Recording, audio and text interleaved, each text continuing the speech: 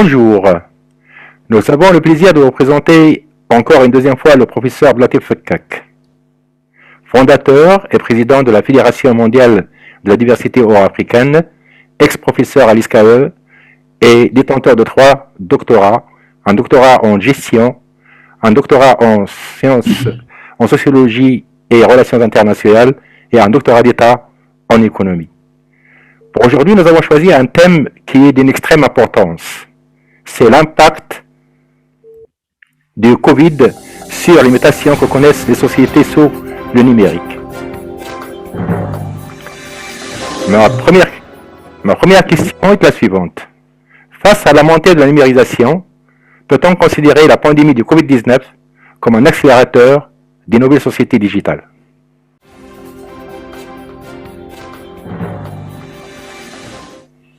Bien, merci pour cette question. Elle est un petit peu large parce qu'il faut l'élargir au niveau de la numérisation de l'ensemble des sociétés de type africaine dans le cadre d'une fédération dont on en avait parlé, des États d'Afrique.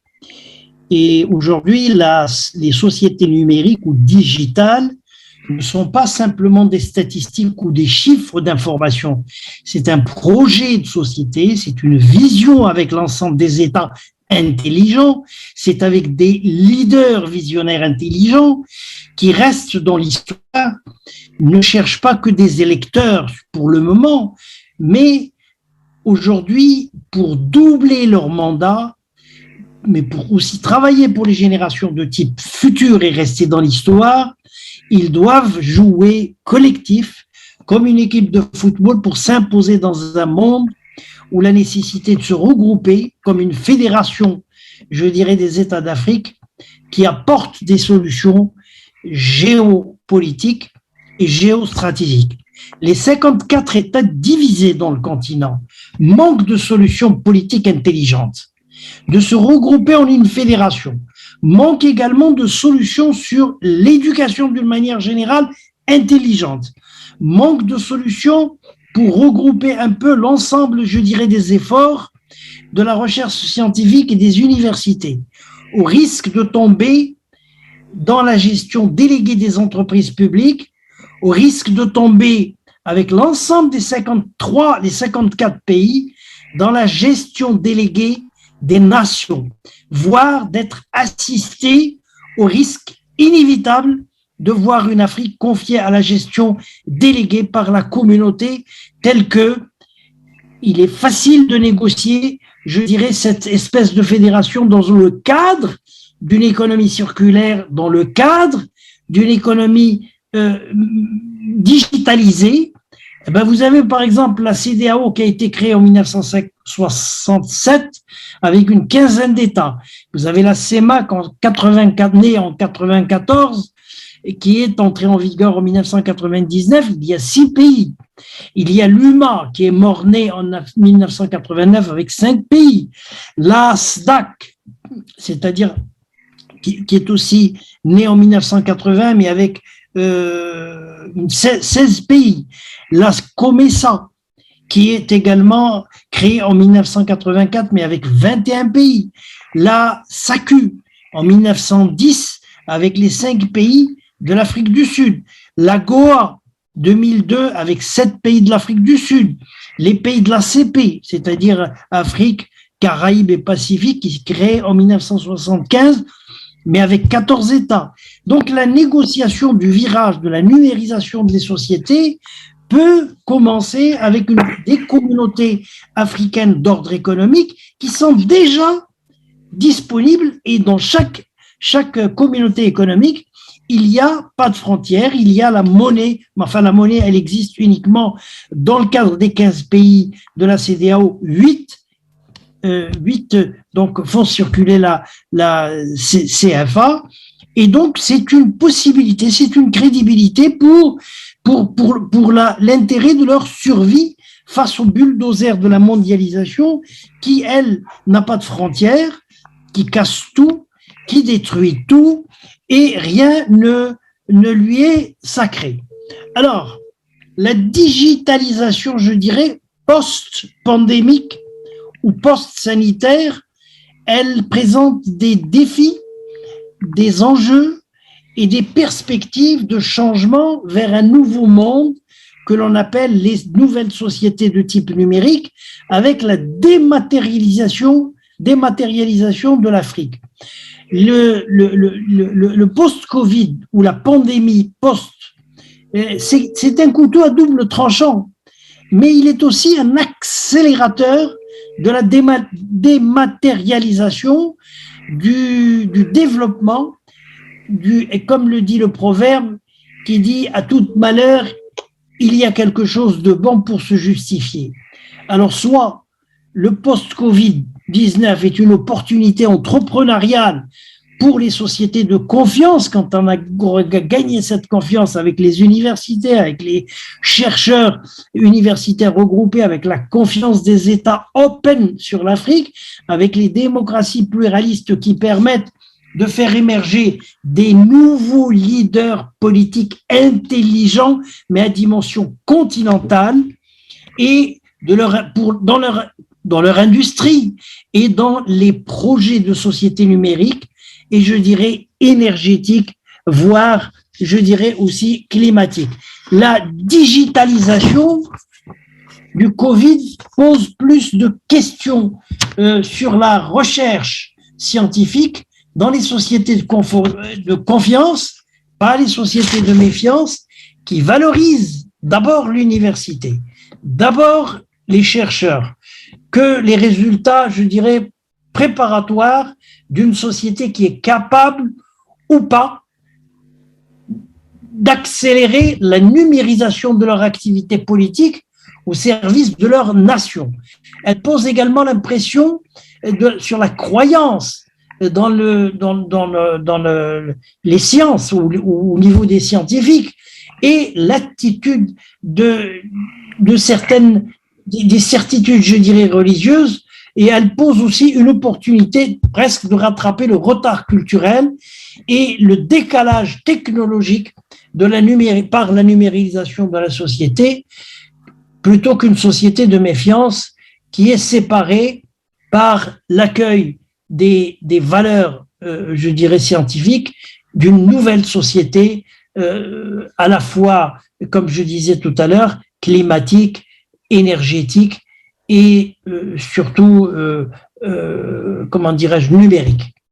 Alors, la digitalisation de la société, je dirais, africaine pose aussi une objectivité pour le construit de la confiance entre ces pays, mais dans un cadre scientifique, plutôt que la subjectivité des sociétés de méfiance entre les Africains, entre les universités, entre les leaders, entre les chercheurs, qui fuient parfois leur pays. Et donc, il y a des questions qui sont d'ordre disciplinaire qui peuvent s'opposer, et c'est ça qui est important aujourd'hui, c'est qu'il faut avoir peut-être 4 choses que nous allons voir, mais plus tard. C'est d'abord avoir une vision de l'Afrique avec une dizaine de scénarios économiques qui sont des défis à relever. On peut en citer par exemple le problème du climat, le problème du stress hydrique, le problème du stress de la sécurité alimentaire, le problème de l'immigration, le problème, je dirais, de l'emploi, le problème de la santé, le problème de la technologie qui avance à une vitesse exponentielle. Ça, c'est ce qu'on appelle avoir une vision, car nous allons affronter les nuages n'ont pas de frontières, la technologie n'a pas de frontières, le problème des leaders aujourd'hui et les marchés économiques n'ont pas de frontières. C'est un peu comme, je dirais, la mondialisation, mais là, c'est un continent qu'on peut gérer.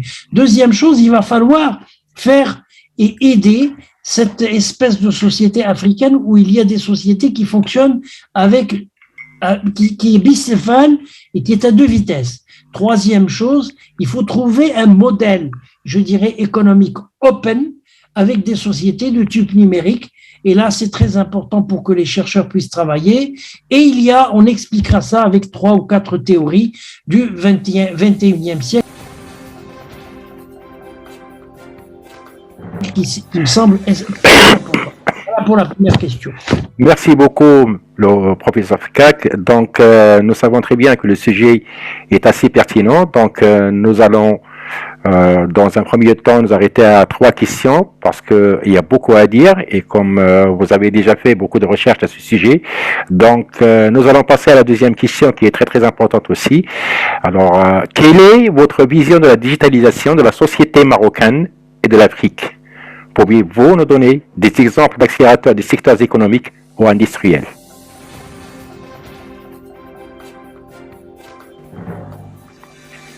Alors, je dirais que là, avec les scénarios que je viens de citer, qui sont susceptibles de toucher et d'affronter, pour lesquels l'Afrique va les affronter, mais à travers soit des groupes que j'avais tout à l'heure cités, cette vision, elle nécessite un projet ou un modèle d'économie qui est open, qui est devenu une espèce de grammaire politique pour l'ensemble des pays avec des règles, et c'est devenu même, je dirais, un impératif social et politique pour nos gouvernants qui en général sont capables d'imposer par la force et la persuasion un type des modèles économiques. Il y en a en gros, c'est 17 modèles dans le monde, mais il y en a 10 qui fonctionnent très bien et on peut faire un petit peu du benchmarking pour trouver la solution qui nous intéresse un petit peu le plus, sur lequel, à travers les communautés, comme je vous ai dit tout à l'heure, on peut éventuellement faire des négociations et négocier ce type de virage. Et je pense que le Maroc peut éventuellement prendre le leadership de cette nouvelle vision. Et le Maroc est un peu considéré comme un peu le capital immatériel qui n'a pas, en termes symboliques, n'a pas de prix, cette vision, mais je dirais c'est une valeur ajoutée extrêmement importante pour le Maroc.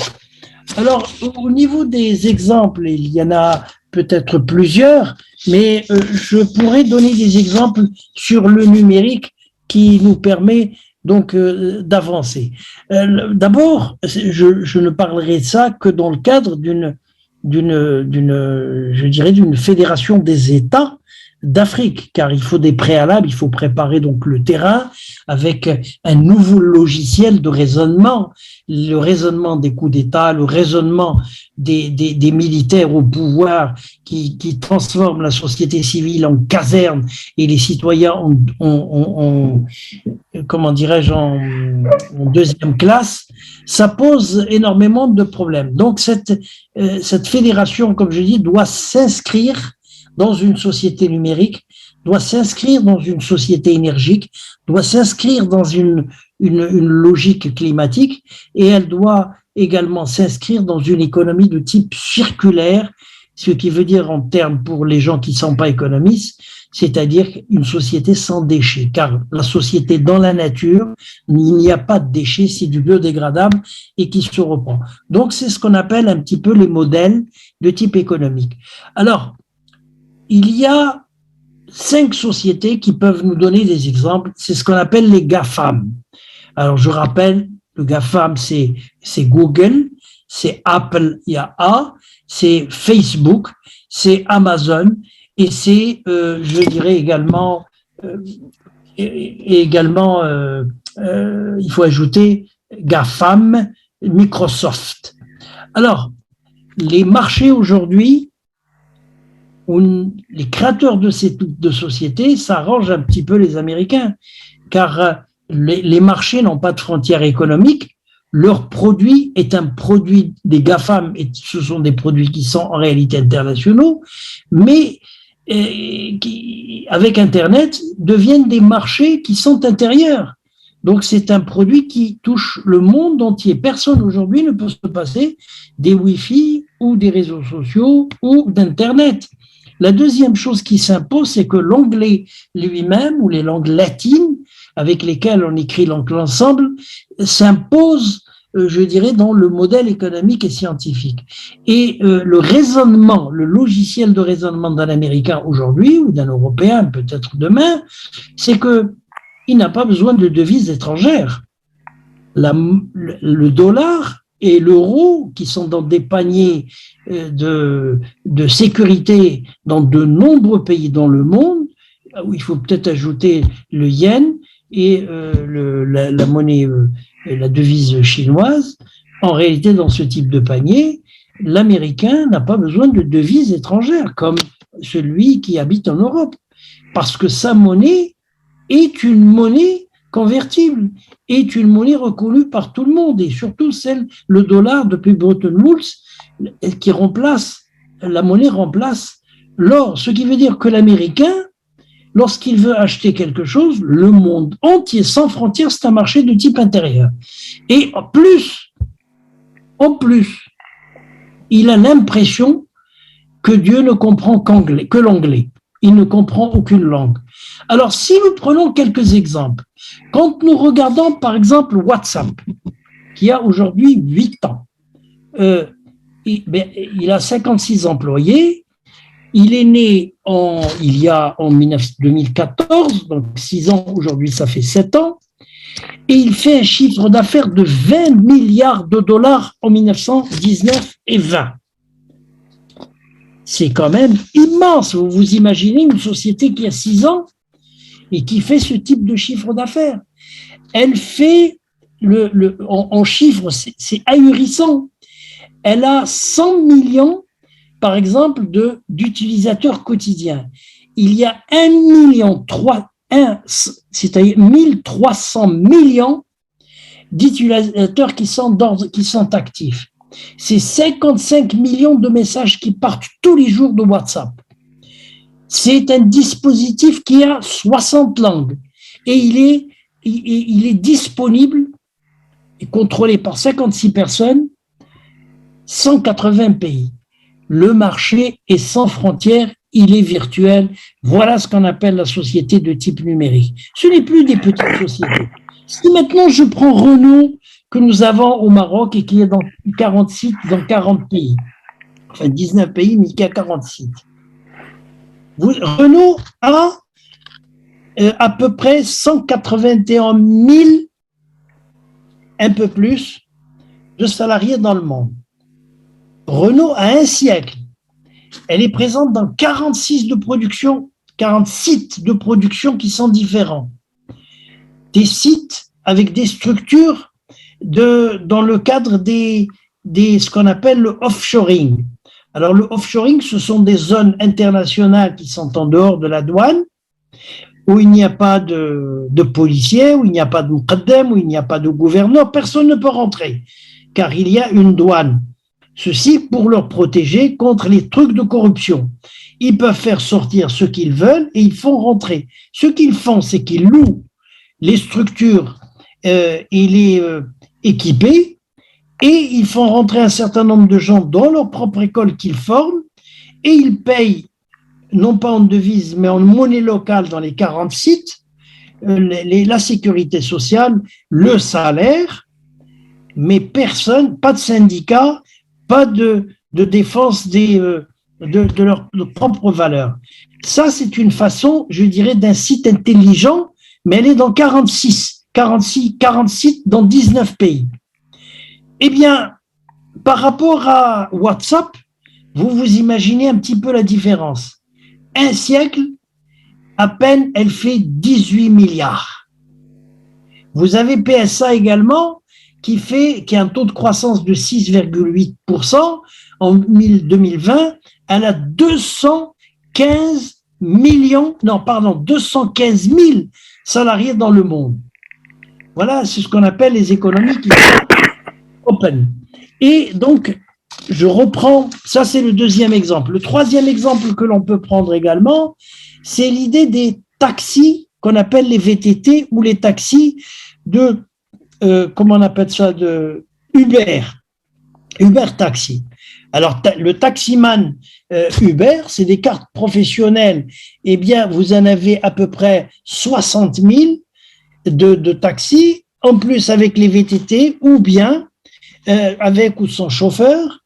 Et là, ce qu'on appelle, c'est né en 2008, ça fait à peu près 12 ans ou 13 ans, et ils font un certain nombre de milliards et ils n'ont pas besoin ni de chauffeur, parce que le chauffeur, il a donc une carte professionnelle et c'est un auto-emploi où il ouvre une société, il paye ses impôts, etc. Donc, eux, ils travaillent avec lui. Ils n'ont pas besoin de voiture, ils n'ont pas besoin de garage, ils n'ont pas besoin de réparation. Et c'est l'individu qui prend cette assurance. Et avec un logiciel, ils peuvent savoir même dès le début, quand vous prenez le taxi ou quand vous téléphonez, vous payez par carte et vous pouvez savoir exactement le prix exact. Et donc, vous ne payez pas le taxi. C'est une numérisation. Alors, vous avez également Uber qui est en termes de chiffres, qui a ouvert également, vous le voyez en Europe, mais elle n'existe pas dans le cadre du tiers-monde, c'est ce qu'on appelle Uber Eats, c'est-à-dire les repas qui sont transportés dans les entreprises, et il fait ses repas et vous le payez à l'avance juste par carte à travers les téléphones, à travers le Wi-Fi et de votre carte, et vous avez une application de quelqu'un qui va. Alors, ils ont 91 millions d'utilisateurs et en quelques années, c'est-à-dire en 2009, aujourd'hui, ils font 13 milliards le chiffre d'affaires en 2018, ce qui est énorme. Nous prenons un autre, les taxis, comme disait Uber.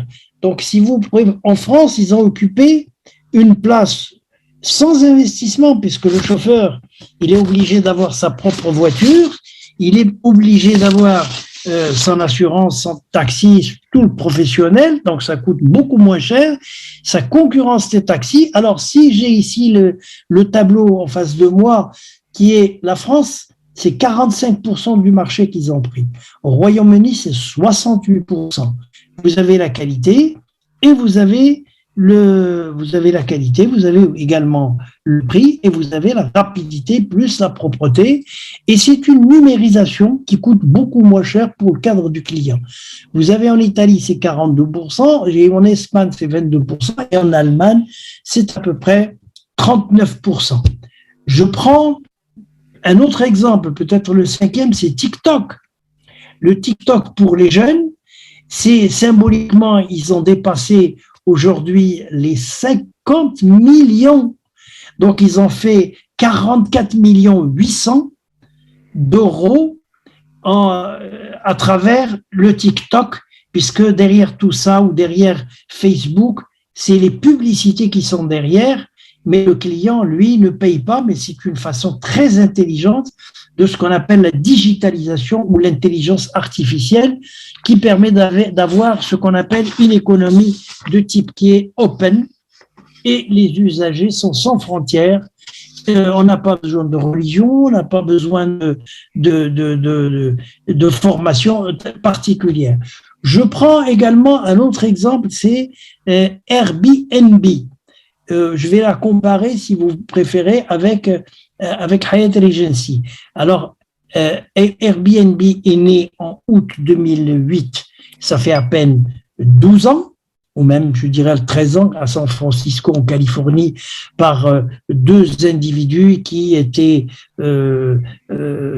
voulaient loger leurs amis, et puis ils ont loué une maison, et ils ont eu cette espèce d'idée de dire, si on fait un logiciel mondial, et ils ont pu toucher à travers l'Amérique. Aujourd'hui, ils sont à 191 pays, et ils ont plus de 91 000 villes internationales qui sont disponibles pour faire des locations. Alors en 2018, ils ont fait 60 millions de réservations dans le monde. Il y a eu 7 millions de voyageurs. Il y a eu un record en France avec 87 millions d'arrivées de touristes internationaux. L'Europe, c'est 672 millions selon les chiffres de 2017. Et ils ont conclu 500 millions de réservations. C'est énorme. En Asie, 300 millions et aux États-Unis, 174 millions. Bien, Airbnb aujourd'hui a fait un chiffre d'affaires extraordinaire et c'est ça ce qu'on appelle les économies qui sont open. avec quelques types de milliards. Et si on la compare avec Hyatt Regency Corporation, qui est fondée en 1957, qui est à Chicago, Illinois, qui est aux États-Unis. Il y a Hyatt Regency, Hyatt Park, Park Hyatt, etc. Il y a plein de noms, Hyatt Palace, Hyatt Centric, etc. Et là, nous avons, en 2010, par exemple, le réseau est dans 45 pays. Il y a 38 établissements qui ont été supplémentaires et elle fait à peu près, selon, si je ne me trompe pas, c'est, comment dirais-je ici, c'est à peu près 18 millions. Or, les autres, ils sont à 140 millions d'euros. C'est énorme. Voilà les 10 exemples pratiques, concrets, de ce qu'on appelle les nouvelles sociétés de type numérique. Ça coûte beaucoup moins cher et les gens raisonnent comme si c'était un marché de type intérieur. Vous voyez qu'avec les cartes, le paiement par les cartes est centralisé pour, par exemple, WhatsApp ou pour Hyatt Regency. C'est à peu près 156 personnes qui travaillent chez eux à partir de Californie. C'est des affaires juteuses et mondiales. Et on peut faire ça au niveau de l'Afrique. Et c'est ça que je disais, une économie digitalisée, open, sur l'Afrique.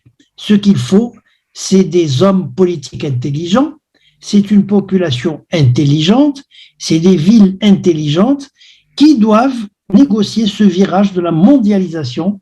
Sinon, l'Afrique est biodégradable car elle n'est pas vivable devant le bulldozer de la mondialisation qui casse tout, qui détruit tout, et rien ne lui est sacré. Voilà pour cette question qui est un peu pénible.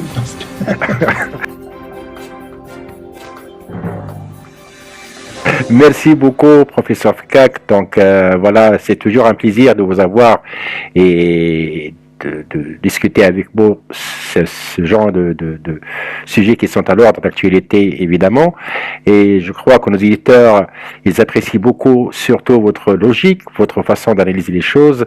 Et nous allons passer à la troisième question, qui est avant la dernière, bien sûr, parce que nous n'avons pas beaucoup de temps. Et voilà, donc ma question est la suivante. Comment la mondialisation économique des marchés peut-elle contribuer à l'émergence de nouvelles sociétés numériques à 2 vitesses de développement? Alors, là aussi, il y a un problème qui se pose. C'est que si on fait un diagnostic, la société africaine est bicéphale et à 2 vitesses. Il y a des sociétés qui peuvent s'adapter, ils sont les bienvenus, mais il y en a d'autres qui sont extrêmement bloquées et hybrides. Et c'est ce que la Banque mondiale appelle, pour un certain nombre de pays qui sont plus ou moins avancés dans le Nord, qui ont des revenus intermédiaires et qui ne pourront jamais passer à l'émergence des pays vers les pays avancés. La raison est simple, on a raté le coche il y a quelques années avec ce qu'on appelle aujourd'hui le capital immatériel, c'est-à-dire la formation des femmes, le problème des brevets et le problème, je dirais, de regroupement.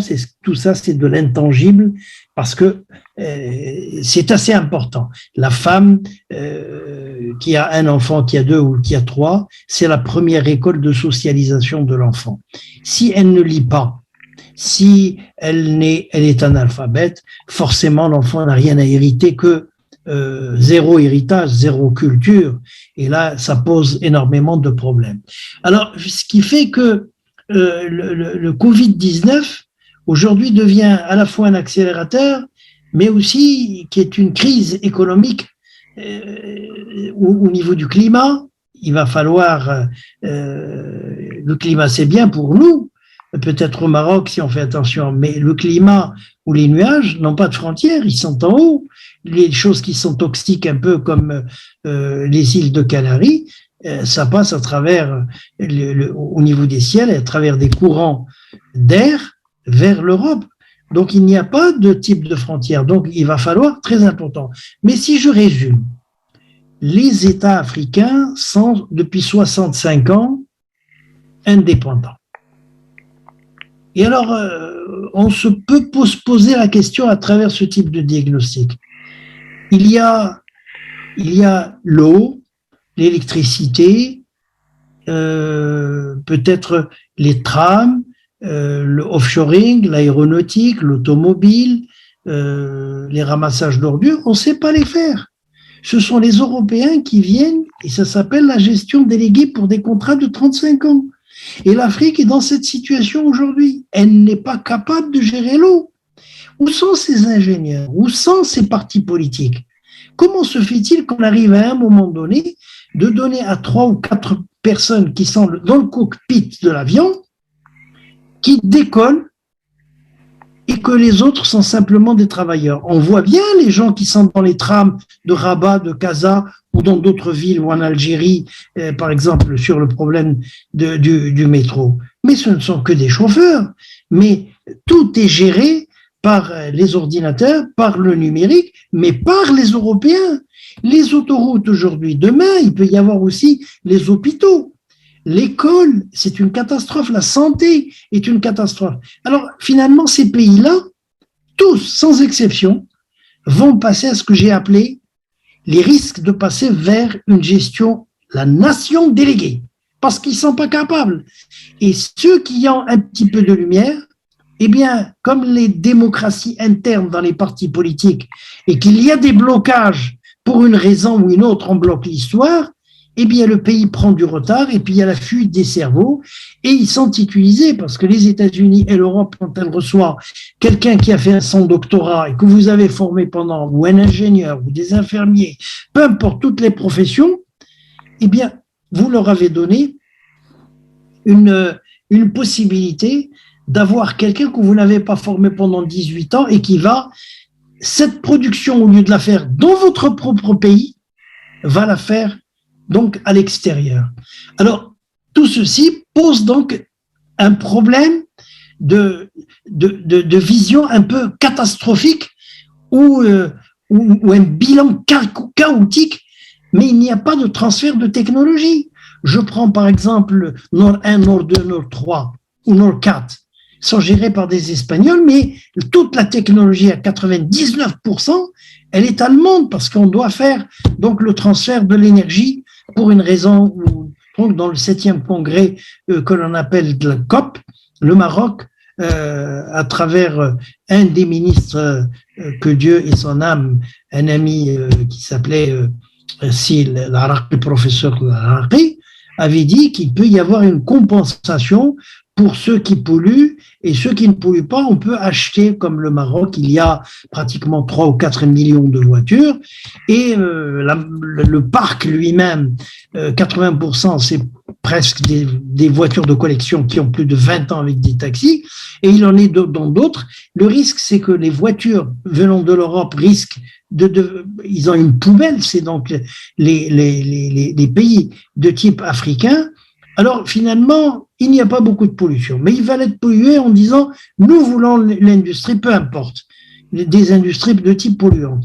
Mais l'Europe, il faudrait peut-être prendre un petit peu quelques exemples au niveau de l'Europe, et là on a véritablement un problème de climat, de climatologie, et dans les cahiers de charges, quand vous les regardez pour les métros, pour les avions, pour les TGV, pour Nord 1, Nord 2, dans les cahiers de charges, on ne fait pas comme les Turcs ou comme les Chinois, c'est-à-dire je vous achète peut-être 100 Boeing ou 1000 Boeing, peu importe du cahier de charges, mais au bout de 100 ans, au bout de 15 ans, au bout de 20 ans, on se met d'accord sur le cahier de charges, on doit construire le Boeing.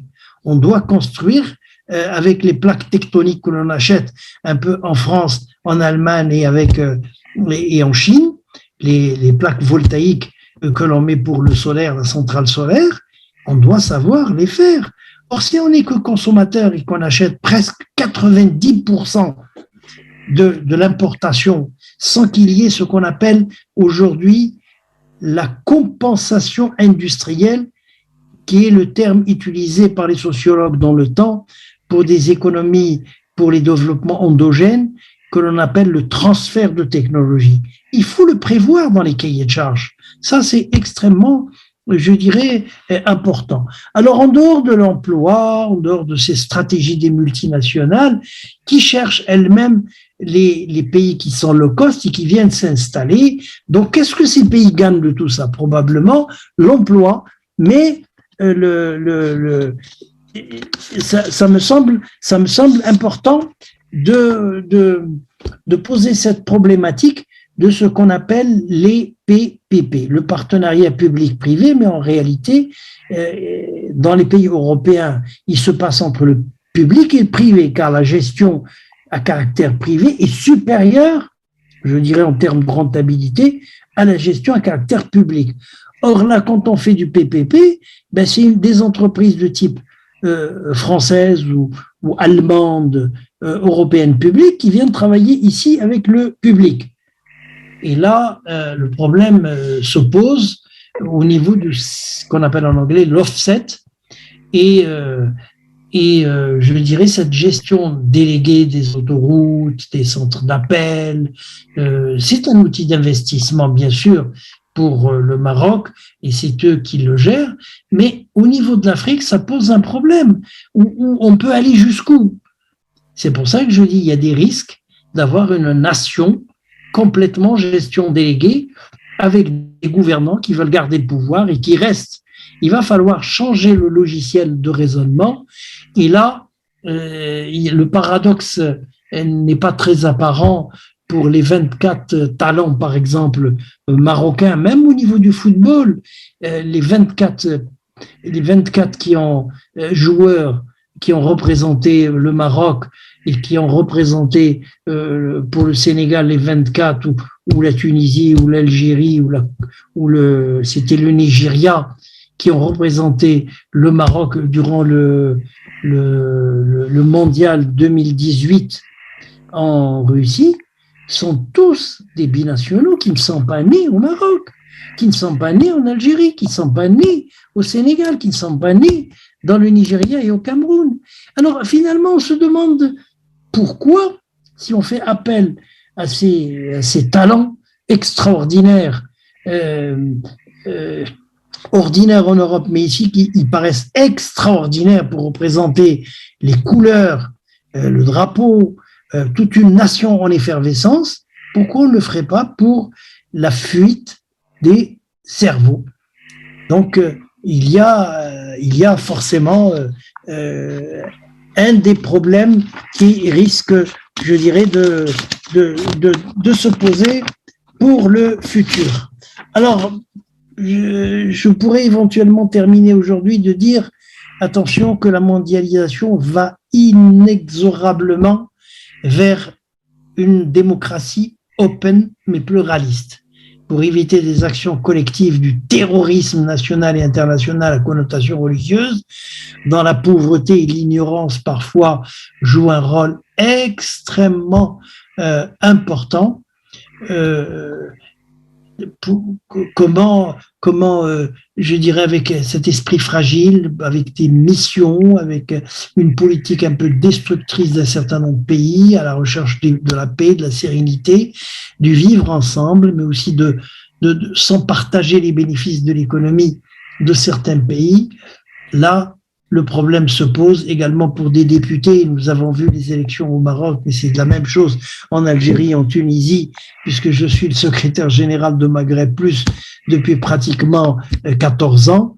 Quand je regarde les statistiques, presque 40 à 50% de gens n'ont même pas le brevet ni le certificat d'études primaires, et donc ils sont élus. Alors, c'est un peuple qui n'est pas intelligent, qui vote pour des gens qui sont analphabètes ou illettrés. Quelle est la valeur ajoutée d'un député qui ne sait pas lire et qui est dans un état de droit?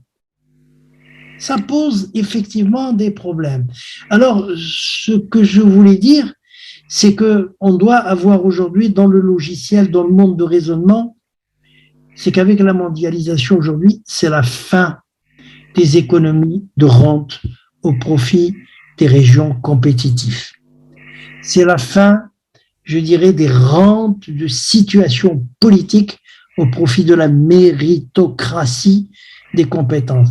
C'est la fin des économies de rente de situation religieuse au profit des partis qui sont modernes et qui sont laïques. La fin des États mini-jupes qui doit prendre, je dirais, au profit de la continentalisation de l'ensemble des projets. C'est ce que nous appelons un projet numérique, un projet sociétal d'une économie circulaire et qui intègre le climat, qui intègre également qui intègre, oui, le climat, le numérique et l'énergie, parce que sans énergie renouvelable, il n'y a pas de développement. Je dirais également, c'est la fin des économies sans vision au profit des modèles économiques qui sont attractifs, mais qui ne sont pas du tout productifs. Et là, il faut, à travers une charpente ou une structure, d'avoir un modèle économique qui s'inscrit dans ce projet de société pour l'ensemble des pays. On ne peut pas rester petit. C'est la fin également des démocraties sans peuple, comme en Algérie ou ailleurs, au profit des démocraties qui sont participatifs pour éviter le rejet des leaders, des leaders politiques, des corps ou parfois de la société et qui sont marginalisés par des universitaires ou alors la mise en quarantaine de l'ensemble des cerveaux en fuite pour des binationaux et des bicontinentaux que l'on peut. Et c'est également, je dirais, peut-être c'est le dernier point, c'est la fin des partis politiques voyous au profit des partis qui sont visionnaires, open sur des projets de fédération continentale d'Afrique ou des États d'Afrique. L'Afrique fédérable devient une 5e puissance mondiale avec l'ensemble des données, les matières premières et ce qu'elle a besoin aujourd'hui, c'est une matière grise pour obtenir ce type de projet de numérisation de la société, de digitalisation de l'Afrique qui s'inscrit dans le cadre d'une fédération. Et nous avons les moyens, mais personne ne fait appel à vous, même quand on écrit à haut niveau, on ne lit même pas. Et ça, c'est malheureux pour le Maroc qui peut prendre le leader au niveau de l'Afrique, et je vous remercie. Je vous remercie également, professeur Kak, et nous aurons l'occasion de revenir sur les 3 questions qui restent toujours à ce sujet. Et en attendant, nous vous remercions beaucoup et à très bientôt. Merci. À bientôt. Merci beaucoup. Je vous en prie.